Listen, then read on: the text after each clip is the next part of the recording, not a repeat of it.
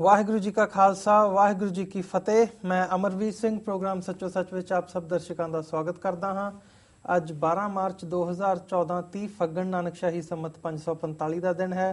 ਮੇਰੇ ਨਾਲ ਸਾਡੇ ਹਰਮਨ ਪਿਆਰੇ ਡਾਕਟਰ ਅਮਰਜੀਤ ਸਿੰਘ ਜੀ ਬੈਠੇ ਹੋਏ ਹਨ। ਆਓ ਉਹਨਾਂ ਨਾਲ ਮਿਲ ਕੇ ਅੱਜ ਦਾ ਇਹ ਪ੍ਰੋਗਰਾਮ ਸ਼ੁਰੂ ਕਰੀਏ। ਡਾਕਟਰ ਸਾਹਿਬ welcome to the show. First thank you doctor ਸਾਹਿਬ, ਅੱਜ ਦਾ ਕੋਈ ਅਹਿਮ ਮੁੱਦਾ ਸਾਡੇ ਦਰਸ਼ਕਾਂ ਨਾਲ ਸਾਂਝਾ ਕਰੋ। ਸਭ ਤੋਂ ਪਹਿਲਾਂ ਤਾਂ ਅਸੀਂ ਅੱਜ ਸਵੇਰੇ 9 ਵਜੇ ਨਿਊਯਾਰਕ ਦੇ ਵਿੱਚ 116 ਸਟਰੀਟ ਤੇ ਪਾਰਕ ਐਵਨਿਊ, ਜਿਹੜਾ ਕਿ ਈਸਟ ਹਾਰਲਮ ਦਾ ਹਿੱਸਾ ਹੈ, ਹਾਂਜੀ, ਉਸ ਦੇ ਵਿੱਚ ਹੋਈ ਦੁਖਦਾਈ ਘਟਨਾ, ਉਸ ਦੇ ਲਈ ਅਫਸੋਸ ਦਾ ਇਜ਼ਹਾਰ ਕਰਦੇ ਜੀ। ਬੇਸ਼ੱਕ ਕਾਰਨ ਦਾ ਜੇ ਪਤਾ ਨਹੀਂ ਲੱਗਾ, ਪਰ ਜਿਹੜੀਆਂ ਮੀਡੀਆ ਖਬਰਾਂ ਨੇ ਕਿ 9 ਵਜੇ ਦੇ ਕਰੀਬ ਪਹਿਲਾਂ ਬੜੇ ਜ਼ੋਰਦਾਰ ਧਮਾਕੇ ਸੁਣੇ ਗਏ 2 ਤੇ 4 ਮੰਜ਼ਲਾ ਇਮਾਰਤ ਜਿਹੜੀ ਹੈ ਉਹ ਢਹਿ ਢੇਰੀ ਹੋਈ ਜੀ, ਗੈਸ ਲੀਕ ਕਰਕੇ ਸੀਗਾ। ਅਜੇ ਇਸ ਬਾਰੇ ਬਹੁਤ ਸਾਰੀਆਂ ਖਬਰਾਂ ਆ ਰਹੀਆਂ ਨੇ, ਕੋਈ ਡੈਫੀਨਿਟ ਤਾਂ ਨਹੀਂ ਹੈ। ਔਰ ਇਸ ਮੰਦਭਾਗੀ ਘਟਨਾ ਦੇ ਵਿੱਚ 2 ਬੀਬੀਆਂ ਦੀ ਮੌਤ ਔਰ 12 ਦੇ ਕਰੀਬ ਜਿਹੜੇ ਜ਼ਖਮੀ ਨੇ ਉਹਨਾਂ ਦੀ ਖਬਰ ਹੈ। ਹਾਂਜੀ, ਹਾਲਾਂਕਿ ਜਿਹੜੇ BBC ਦੇ ਇੰਟਰਵਿਊ ਰੈਜ਼ੀਡੈਂਟਸ ਦੇ ਨਾਲ ਆਏ ਨੇ, ਉਹਨਾਂ 'ਚੋਂ ਕੁਛ ਨੇ ਇਹ ਕਿਹਾ ਵੀ ਕਈ ਦਿਨਾਂ ਤੋਂ ਇਸ ਇਮਾਰਤ 'ਚੋਂ ਇੱਕ ਗੈਸ ਦੀ ਸਮੈਲ ਆ ਰਹੀ ਸੀ। ਇਹ ਵੀ ਸ਼ੁਰੂ ਦੇ ਵਿੱਚ ਸੋਚਿਆ ਗਿਆ ਸੀ ਵੀ ਕਿਉਂਕਿ ਇਹ ਸਭ ਨੇ ਕਿਹਾ ਕਿ ਵੀ ਧਮਾਕੇ ਇੰਨੇ ਜ਼ੋਰਦਾਰ ਸੀ ਕਿ ਆਲੇ ਦੁਆਲੇ ਦੀਆਂ ਬਿਲਡਿੰਗਾਂ ਵੀ ਹਿੱਲੀਆਂ ਔਰ ਬੜੀ ਦੂਰ ਦੂਰ ਤੱਕ ਸੁਣਾਈ ਦਿੱਤੇ। ਸੋ ਪਹਿਲਾਂ ਕਿਤੇ ਨਾ ਕਿਤੇ ਇਹਨੂੰ ਦਹਿਸ਼ਤਗਰਦੀ ਦੇ ਐਂਗਲ ਦੇ ਨਾਲ ਵੀ ਦੇਖਿਆ ਜਾ ਰਿਹਾ ਸੀ। ਹਾਂਜੀ, ਔਰ 1-2 ਨੇ ਆਪਣੇ ਇੰਟਰਵਿਊ ਦੇ ਵਿੱਚ ਵੀ ਇਹ ਕਿਹਾ ਕਿ ਸਾਨੂੰ ਇਸ ਤਰ੍ਹਾਂ ਲੱਗਾ ਜਿਸ ਤਰ੍ਹਾਂ ਕਿ 9/11 ਸ਼ਾਇਦ ਦੁਬਾਰਾ ਵਾਪਰੇ। ਹਾਂਜੀ, ਪਰ ਜਿਸ ਕਿਸਮ ਦਾ ਹੋਰ ਸਾਰਾ ਪਾਰਟ ਬਾਹਰ ਆਇਆ, ਉਸ ਤੋਂ ਇਹੀ ਲੱਗਦਾ ਹੈ ਕਿ ਵੀ ਕੋਈ ਗੈਸ ਲੀਕੇਜ ਜਾਂ ਕੋਈ ਹੋਰ ਅੰਦਰੂਨੀ ਕੋਈ, ਕਿਉਂਕਿ ਇੱਕਦਮ ਧੂਆਂ ਅੱਗ ਵੀ ਉਹਦੇ ਨਾਲ ਆਈ ਹੈ, ਇਹ ਵੀ ਹੋ ਸਕਦਾ ਹੈ ਕੋਈ ਸ਼ਾਰਟ ਸਰਕਟਿੰਗ ਹੋਈ ਹੋਏ, ਅੱਗ ਲੱਗੀ ਹੋਏ, ਅੰਦਰ ਸਿਲੰਡਰ ਪਏ ਹੋਣ, ਉਹਨਾਂ ਦੇ ਨਾਲ ਹੋਇਆ, ਜਾਂ ਕੋਈ ਗੈਸ ਲੀਕੇਜ ਵੀ ਹੋ ਸਕਦਾ। ਸੋ ਅਸੀਂ ਜਿਹੜੇ 2 ਬੀਬੀਆਂ ਨੇ ਆਪਣੀ ਜਾਨ ਗਵਾਈ ਔਰ ਜਿਹੜੇ ਜ਼ਖਮੀ ਨੇ ਉਹਨਾਂ ਦੇ ਨਾਲ ਹਮਦਰਦੀ ਦਾ ਇਜ਼ਹਾਰ ਕਰਦੇ, ਔਰ ਅਸੀਂ ਆਪਣੇ ਉਹਨਾਂ ਸਾਰੇ ਦਰਸ਼ਕਾਂ ਦਾ ਵੀ, ਸਰੋਤਿਆਂ ਦਾ ਵੀ ਧੰਨਵਾਦ ਕਰਦੇ ਹਾਂ। ਸਵੇਰ ਤੋਂ ਲਗਾਤਾਰ ਬਹੁਤ ਸਾਰੀਆਂ ਫੋਨ ਕਾਲਾਂ ਸਾਡੀ ਵੈਲਫੇਅਰ ਜਾਣਨ ਦੇ ਲਈ ਆਈਆਂ।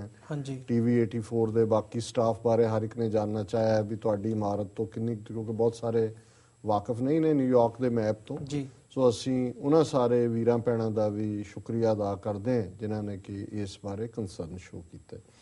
ਦੂਸਰੀ ਖਬਰ ਜਿਹੜੀ ਕਿ ਮੈਂ ਸਮਝਦਾ ਵੀ ਥੋੜ੍ਹਾ ਜਿਹਾ ਪ੍ਰੋਫੈਸਰ ਭੁੱਲਰ ਦੇ ਮਾਮਲੇ ਦੇ ਵਿੱਚ ਤਸੱਲੀ ਦੇ ਇਜ਼ਹਾਰ ਵਾਲੀ ਹੈ, ਕਿਉਂਕਿ ਜਿਹੜਾ ਸੁਪਰੀਮ ਕੋਰਟ ਦਾ ਫੈਸਲਾ ਸੀ ਪਿਛਲੇ ਦਿਨਾਂ ਦੇ ਵਿੱਚ 15 ਉਹਨਾਂ ਕਨਵਿਕਟਸ ਦੇ ਬਾਰੇ ਜਿਨ੍ਹਾਂ ਦੇ ਵਿੱਚ ਜਿਹੜਾ ਲੱਕੜੀ ਦਾ ਸਮਗਲਰ ਵੀਰੱਪਨ ਵੀ ਸ਼ਾਮਲ, ਉਸ ਨਾਲ ਸੰਬੰਧਿਤ ਗੈਂਗ ਦੇ ਬੰਦੇ ਵੀ ਸ਼ਾਮਲ ਸੀ, ਜਿਹਦੇ 'ਚ ਸੁਪਰੀਮ ਕੋਰਟ ਨੇ ਆਪਣੇ ਫੈਸਲੇ 'ਚ ਕਿਹਾ ਸੀ ਕਿ ਜੇ ਮਰਸੀ ਪੈਟੀਸ਼ਨ ਦਾ ਫੈਸਲਾ ਦੇਣ ਦੇ ਵਿੱਚ ਪ੍ਰੈਜ਼ੀਡੈਂਟ ਦੇਰੀ ਕਰਦਾ ਹੈ ਤੇ ਇਹ ਇੱਕ ਗਰਾਊਂਡ ਬਣ ਸਕਦੀ ਹੈ ਡੈਥ ਸੈਂਟੈਂਸ ਨੂੰ ਲਾਈਫ ਸੈਂਟੈਂਸ ਦੇ ਵਿੱਚ ਜਿਹੜਾ ਹੈ ਉਹ ਬਦਲਣ ਦੇ ਲਈ। ਹਾਂਜੀ, ਔਰ ਇਸ ਫੈਸਲੇ 'ਚ ਉਹਨਾਂ ਨੇ, ਸੁਪਰੀਮ ਕੋਰਟ ਨੇ ਇਹ ਵੀ ਕਿਹਾ ਸੀ ਇਸ ਲੈਂਡਮਾਰਕ ਡਿਸੀਜਨ ਦੇ ਵਿੱਚ ਕਿ ਜਦੋਂ ਇਹ ਵਿਚਾਰਿਆ ਜਾਣਾ ਹੈ ਕਿ ਮਰਸੀ ਪੈਟੀਸ਼ਨ ਡਿਲੇ ਹੋਈ ਹੈ ਤੇ ਉਹਦੇ 'ਚ ਫਿਰ ਡਿਸਟਿੰਗੁਇਸ਼ ਨਹੀਂ ਕੀਤਾ ਜਾ ਸਕਦਾ ਕਿ ਜਿਹੜਾ ਕ੍ਰਾਈਮ ਕਰਨ ਵਾਲਾ ਕਿਸੇ ਦਹਿਸ਼ਤਗਰਦੀ ਦੇ ਵਾਕਿਆ ਦੇ ਵਿੱਚ ਸੀ ਜਾਂ ਆਮ ਅਪਰਾਧ ਦੇ ਵਿੱਚ ਸੀ। ਹਾਂਜੀ।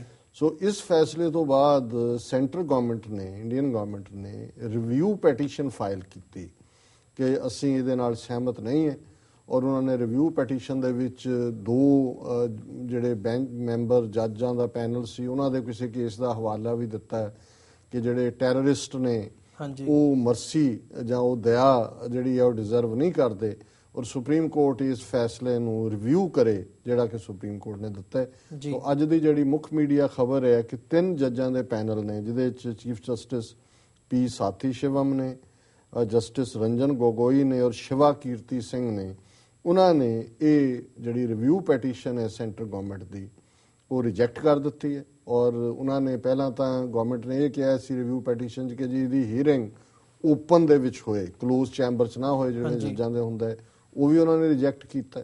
ਔਰ ਉਹਨਾਂ ਨੇ ਫੋਰਸਫੁਲੀ ਜਿਹੜਾ ਇਸ ਰਿਵਿਊ ਪੈਟੀਸ਼ਨ ਨੂੰ ਥਰੂ ਆਊਟ ਕੀਤਾ ਔਰ ਉਹਨਾਂ ਨੇ ਕਿਹਾ ਕਿ ਜਿਹੜਾ ਫੈਸਲਾ ਪਹਿਲਾਂ ਸੁਣਾਇਆ ਹੋਇਆ ਔਰ ਉਹਦੇ 'ਚ ਜਿਹੜੇ ਖਾਸ ਤੌਰ 'ਤੇ 15 ਦਾ ਜਿਹੜੇ ਕਨਵਿਕਟ ਨੇ, ਜਿਨ੍ਹਾਂ 'ਚ ਵੀਰੱਪਨ ਵਾਲੇ ਵੀ ਨੇ, ਰਾਜੀਵ ਗਾਂਧੀ ਵਾਲੇ ਵੀ ਨੇ, ਉਹਨਾਂ ਨੂੰ ਅੱਜ ਰਾਹਤ ਮਿਲ ਗਈ ਹੈ।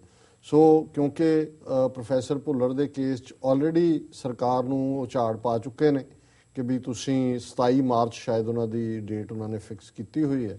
ਸੋ ਅੱਜ ਦੇ ਫੈਸਲੇ ਦੀ ਰੌਸ਼ਨੀ ਦੇ ਵਿੱਚ ਸਾਨੂੰ ਹੁਣ ਯਕੀਨ ਹੈ ਕਿ ਜਿਹੜਾ ਹੈ ਪ੍ਰੋਫੈਸਰ ਭੁੱਲਰ ਨੂੰ ਵੀ ਇਸ ਦੇ ਵਿੱਚ ਰਾਹਤ ਮਿਲੇਗੀ। ਹਾਂਜੀ, ਹੁਣ ਦੇਖਣ ਵਾਲੀ ਗੱਲ ਇਹਦੇ 'ਚ ਇਹ ਹੋਏਗੀ, ਜਿਹਦੇ ਲਈ ਸਾਡਾ ਵੀ ਕਈ ਵਾਰੀ ਕੌਮੀ ਪੱਖ ਇਹ ਹੁੰਦਾ ਜਦੋਂ ਕੋਈ ਇਸ਼ੂ ਹੁੰਦਾ ਹੈ, ਅਸੀਂ ਡੇ ਐਂਡ ਨਾਈਟ ਸਾਰੀ ਕੌਮ ਉਸ ਬਾਰੇ ਹੀ ਸੋਚਦੀ ਹੈ, ਫਿਰ ਸਾਨੂੰ ਭੁੱਲ ਪਲ ਜਾਂਦਾ ਹੈ। ਹਾਂਜੀ, ਸੋ ਮੈਂ ਸਮਝਦਾ ਹਾਂ ਵੀ ਹੁਣ ਇਹ ਦੇਖਣਾ ਕਿ ਡੈਥ ਸੈਂਟੈਂਸ ਨੂੰ ਲਾਈਫ ਦੇ ਵਿੱਚ ਕਨਵਰਟ ਕੀਤਾ ਜਾਂਦਾ ਹੈ, ਉਹ ਤਾਂ ਲੱਗਦਾ ਲਗਭਗ ਅੱਜ ਦੇ ਫੈਸਲੇ ਤੋਂ ਬਾਅਦ।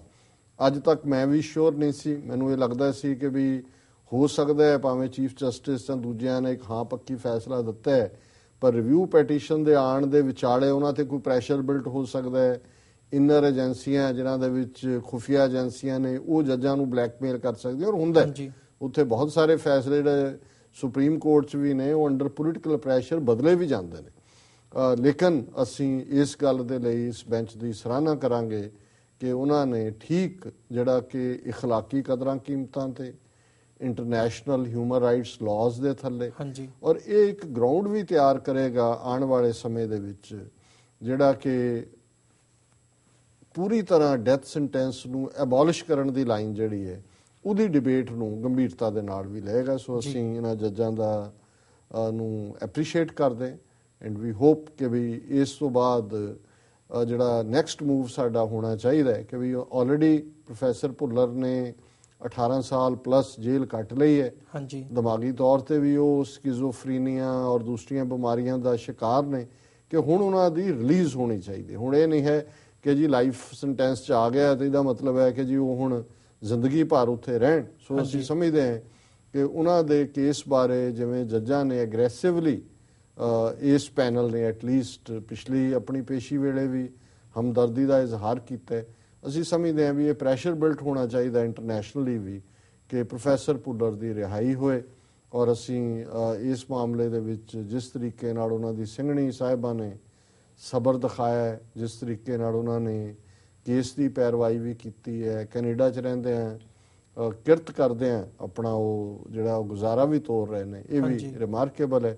ਸੋ ਅਸੀਂ ਉਹਨਾਂ ਨੂੰ ਵੀ ਮੁਬਾਰਕਬਾਦ ਦਿੰਦੇ ਕਿ ਇਸ ਫੈਸਲੇ ਦੇ ਨਾਲ ਹੁਣ ਲਗਭਗ ਇਹ ਯਕੀਨੀ ਹੈ ਕਿ ਪ੍ਰੋਫੈਸਰ ਭੁੱਲਰ ਜਿਹੜੇ ਨੇ ਉਹ ਇਸ ਫਾਂਸੀ ਦੇ ਉਸ ਫੰਦੇ ਤੋਂ ਜ਼ਰੂਰ ਮਹਿਫੂਜ਼ ਹੋਣਗੇ। ਪਰ ਹੁਣ ਜਿਹੜਾ ਨੈਕਸਟ ਪਾਰਟ ਹੈ ਉਹਨਾਂ ਦੀ ਰਿਲੀਜ਼ ਦੇ ਲਈ ਕਿ ਉਹਨਾਂ ਨੂੰ ਹੁਣ ਹੈਲਥ ਗਰਾਊਂਡ ਤੇ ਰਿਲੀਜ਼ ਕੀਤਾ ਜਾਏ, ਉਹਦੇ ਲਈ ਸਾਨੂੰ ਪ੍ਰੈਸ਼ਰ ਬਿਲਡ ਕਰਨਾ ਚਾਹੀਦਾ। ਜੀ ਡਾਕਟਰ ਸਾਹਿਬ, ਵਿਊਅਰਸ ਹੁਣ ਸਮਾਂ ਹੋ ਗਿਆ ਹੈ ਬ੍ਰੇਕ ਦਾ। ਤੁਸੀਂ ਸਾਡੇ ਨਾਲ ਇਸੇ ਤਰ੍ਹਾਂ ਬਣੇ ਰਹੋ, ਅਸੀਂ ਮਿਲਦੇ ਹਾਂ ਇੱਕ ਛੋਟੇ ਜਿਹੇ ਬ੍ਰੇਕ ਤੋਂ ਬਾਅਦ।